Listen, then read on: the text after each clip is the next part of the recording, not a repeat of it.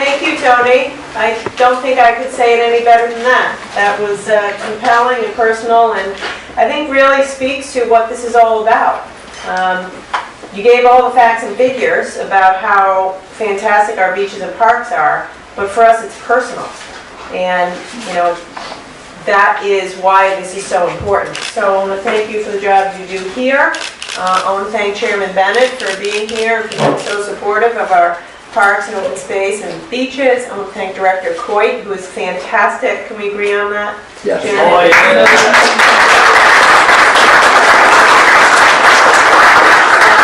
want to thank my husband, First Gentleman Andy Moffat, who's an outdoor enthusiast and who did a fantastic job co-chairing the Outdoor Recreational Council for me a couple years ago, and a lot of these ideas that we have now and that are in my budget proposal came out of that working group. So, thank you.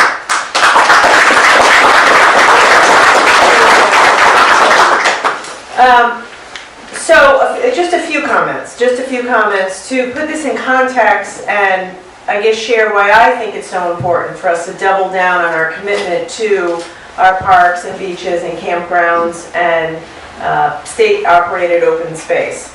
In the past 7 years, we've seen a 40% increase in beach visitors. If anyone's gone to the beach, as we do every single Sunday, and Saturday too, you'll see it. You'll see it. It's a beautiful thing. It's a wonderful thing to see families enjoying our parks and beaches.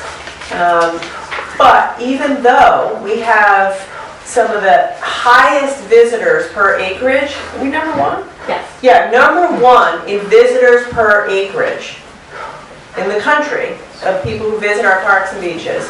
We're 47th in our investment.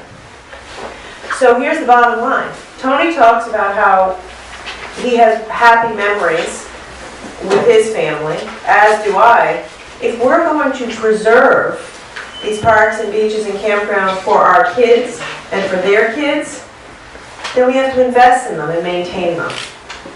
It's a treasure, it's part of who we are as Rhode Islanders, and it's what this initiative is all about.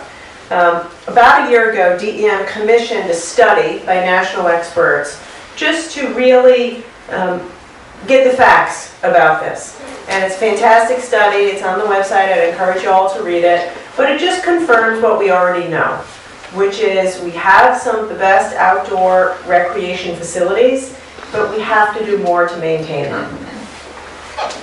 By the way, everybody knows that. Go to the beach, you know. We have to do a better job. Some of the boardwalks are broken, the bathrooms aren't as clean as they should be, stairwells are not properly maintained. You just heard from Tony, you know, we have fewer Parks and Rec employees now than we did 20 years ago, and more people visiting. So we have to invest. I drive Janet crazy because in the summer we go, because we love the beach. I grew up going to Sand Hill Cove Beach, so that's where we go most Sundays and the weekends. Sometimes we go to East Matunic. Occasionally kids drag us to Scarborough, not for 15 teenagers. So I check on these things. I go in the bathrooms and I see, you know, are they well maintained? Are they clean? And by and large, DEM does a heck of a job with their limited resources, but they're not where they need to be. The parking lots aren't as well maintained as we need them to be. And so what I have proposed in my budget, $1.5 million investment this year, so we can start to do a better job to maintain and preserve our beaches, parks, and campgrounds. It is a tiny investment to preserve what we treasure. And that's going to be the first. I view this as a multi-year effort. I think next year we ought to think about having a sizable bond to make capital improvements. You can't just do this once. But if we're going to maintain our parks and beaches, then we have to invest. And it's as simple as that. And I want my children and their children to have the same experiences as we did.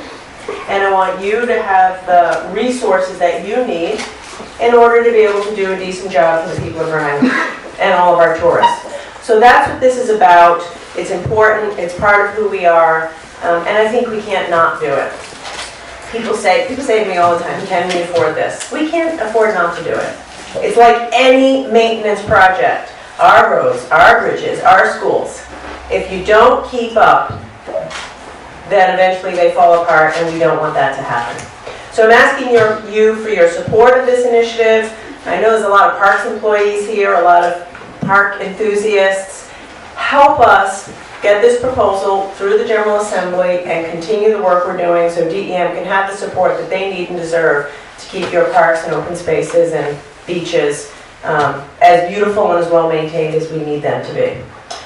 And with that, I'd like to turn it over to my husband, Andy Moffat, who is a huge enthusiast. We tried to get our son here today, but he's out sledding.